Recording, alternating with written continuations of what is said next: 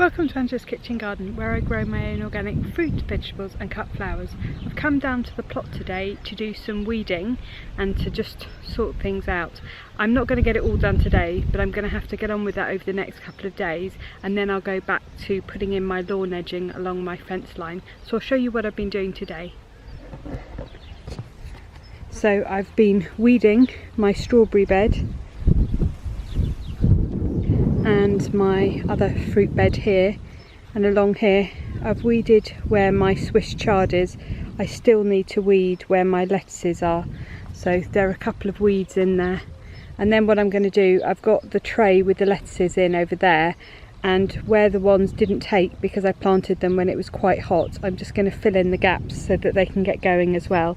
So these are my lettuces in here, and then I've got my globe artichokes at the back and my rhubarb that survived. And if you have a look over on this bed, this needs a really thorough weed. This has got really out of hand with its weeds. And then moving back over this way, this is my bed where I had all of my cabbages, and I've taken all of those out now. And so what I've done is I've planted my purple cabbages in their places. So I put some compost down and then I planted those, and then on this side here I've put some more lettuces in. I was given these by another plot holder, and these are really nice lettuces, and so those have gone in here. And then I've got up to this bed, so I'm going to give this bed a weed, and I can't use the hoe because it's so thick and bushy, and so I'll give this a good weed. And the other thing I'll just show you here that I'm doing along my fence line is I'm planting my stocks along my fence line, so I will be using these as cut flowers. And so I've got some here and I've got some over there, and I just thought they'd be really pretty right at the front of each of the beds. And so when I go along and put the lawn edging in, I will then give that a weed, dig through it, and then plant my stocks. And I'll do that all the way along the plot so that I have a really nice row of stocks along there. And I've got so many broad beans, I really need to get picking loads of these. I still haven't eaten all the ones I picked yesterday, so I think I'm going to have to start giving them away or freezing them.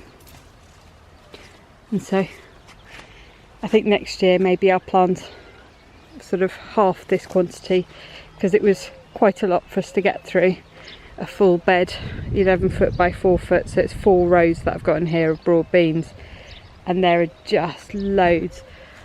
They just did really, really well. And I'm now going to show you my sweet peas.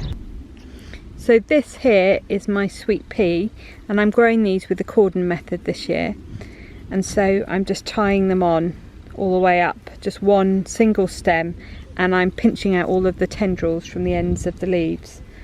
And so here, I'll show you, this is what the flower heads look like. And so you've got your leaf at the bottom, so there's your leaf, then you've got your stem, and then you've got your flowers that develop on there. So here's the leaf, and then your stem, and then your flower buds. And they're very, very distinctive. They look very different to the leaves that come out. And so that's these here. And if you go up, you can see the next one's developing where the next leaf join is going to be. And so you can see with these ones, these are leaves, so these aren't going to be flowers, so you can safely pinch these ones out.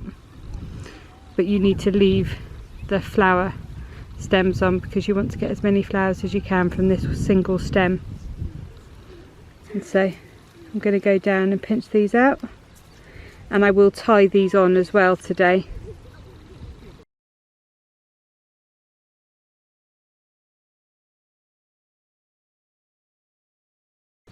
And then the other thing that you need to do is you need to pinch out the tendrils. So that's what I'm doing here. I'm going along, and then where the new leaves have come out, I'm just pinching out the tendrils from them, because these can wrap round your flower stems and then bend them, and it means that you don't get nice straight stems. And if you have a look on this one, on this side, you can see here, this one, just pinch this out,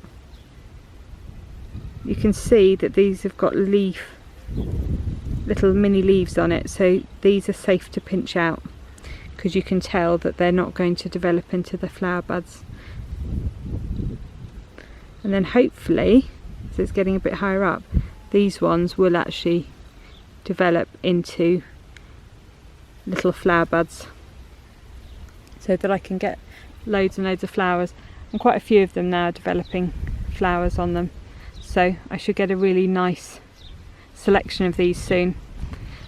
Over here, these ones are blue flowers, and I think the first couple along here, and then the other ones all the way along are different varieties. So I sowed some that were a mix from, I think it was DT Brown, the mix, and then down the other end I've got a mix from Sarah Raven. I'd need to have a look back to see what variety these ones were here, but they're just a mix of colours. But this first little section here, these are going to be blue ones. Now what I have decided to do, so that you can see the difference between cordon grown sweet peas and regular grown sweet peas, is these sweet peas here I'm going to grow just with the standard method of growing them up, and I'm not going to take the tendrils off, and I'm not going to pinch out the side shoots. And those are the same as the ones that I planted along there. They're Sarah Raven's ones, and so you'll be able to see the difference in blooms between growing them with a cordon method and growing them without a cordon method, and I was interested to see that myself. Thank you for watching. If you like this video, please give it a big thumbs up and subscribe. Also, check out my other videos. If you're on social media, you can also follow me on Instagram, Twitter and Pinterest, and the details of that are in the description below. And I'll be uploading another video at the same time tomorrow, so see you on the next one. Bye!